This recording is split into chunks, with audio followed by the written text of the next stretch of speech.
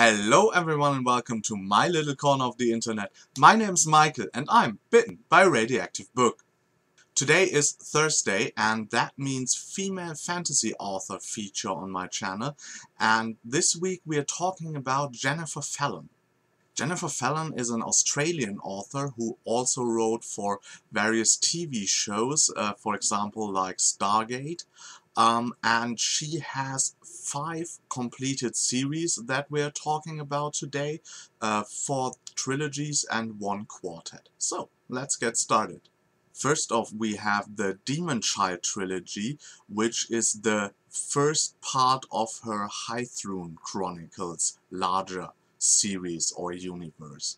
The series starts with Madelon, and here we have like a country, the country of Madelon, which is a smaller country in between bigger countries, and this country used to be ruled, I assume, by the Hashini, which are a kind of magical, peaceful race who have control over demons, and now the Hashini are like gone or cast out, and the humans are in control, mainly the so-called Sisterhood of the Blade, and they are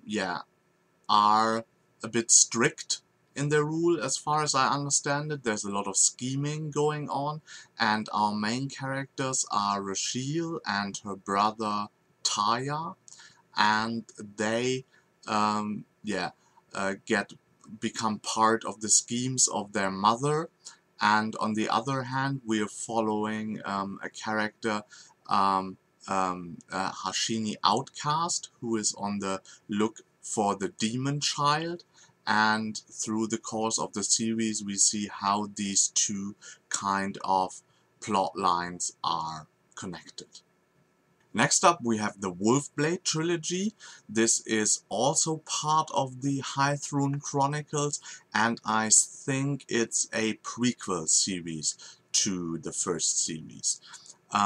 We have Mala Wolfblade here, who is a mother and wants to restore like the good name of her family, but also wants to ensure the safety of her son. Apparently they are kind of heirs to a throne, or at least in the ruling circles of the country, and she needs help from her very patriarchal brother, Elazar the Dwarf, and he used to rule, or he is a ruler, and she learns a lot about wielding power and ruling from him, so you can expect scheming here as well, and a bit of a political fantasy. Next up we have the Second Sons trilogy. The first book here is Lion of Senet. This also seems to be a very complicated and delicate kind of scheming novel, political fantasy. Again, we have I think supposed antagonist, a high priestess of the shadow dancers. We have a country where I think a powerful ruler or military leader comes in, the so-called Lion of Senet, and in this country or on this island where it plays, there rules like a duke, and all of these 3 powers are in a struggle, I assume, and the duke, or the second son of the duke and the second son of the lion become friends. I think the novel is mainly about their kind of friendship and how they navigate these different forces.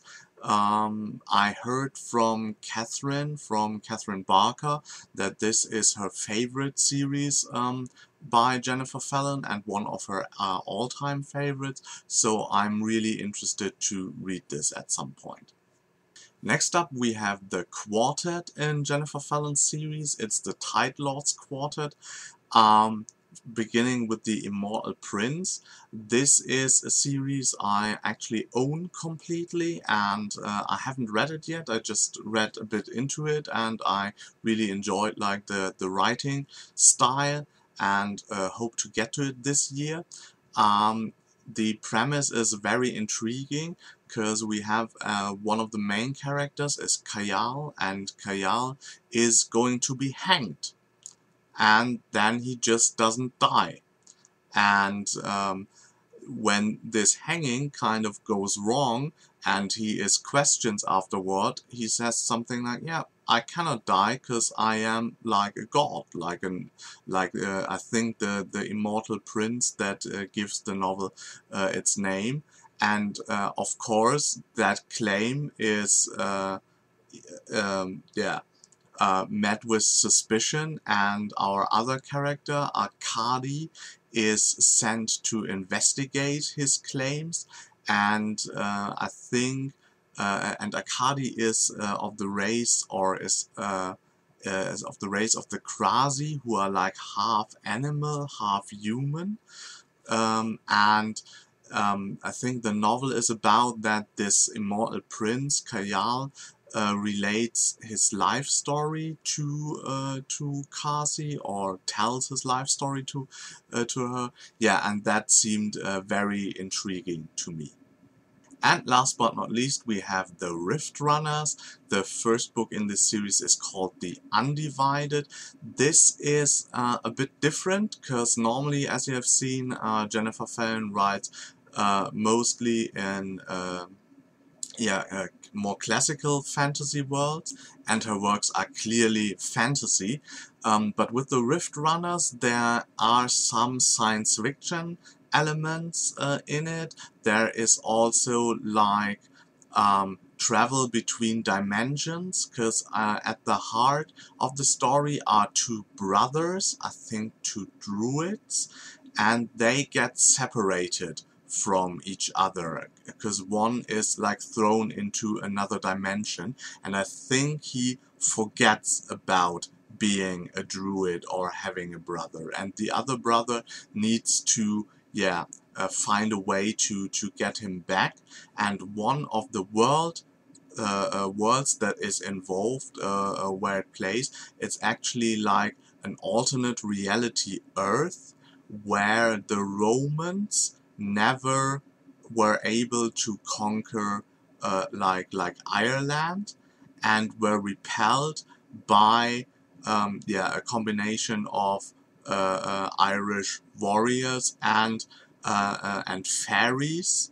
And so the druidic, Gaelic, fairy elements play a large role in this world. And this whole combination of like Gaelic fantasy, alternate reality, science fiction seems to be very intriguing. So that's it for this week's look into the works of Jennifer Fallon. Next week we are going to talk about Kate Elliott, and I hope to see you there. If you enjoyed this video, please hit the like button. If you want to see more of me, subscribe to my channel. If you want to know what's coming up on my channel, please look inside the description box. There's a little segment there called On the Horizon. I wish you a good day and hope you get bitten by a really good book too. Bye.